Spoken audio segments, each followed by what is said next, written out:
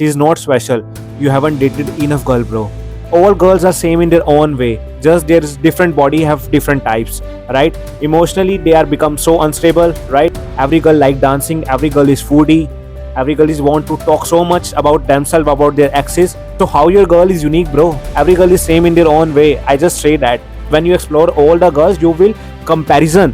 When you date so many of the girls in your life, bro, then you will compare that this girl have this quality, yeah, this girl has again this quality. So you will find a resemblance in between their qualities, like how they act in different times. So you haven't dated enough girl, that's why you become so soft whenever any girl enter into your life. You think she is the only girl. So stop making her feel special. Stop thinking about she is the special. That's make you a weak mentality guy. A strong man is always thinking about that this girl, if she is stay there, it's okay. If she's ghost, then it's okay.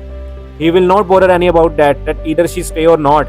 He will work on his purpose, he will work on his mission. He's still working out. That's make him a man, bro. And if you think that she is special, you will find yourself and degrade your own value. And if you think that she is superior than you, then you already lost the game, bro. Because now you will act like that. So stop acting like that and thinking about she is the special.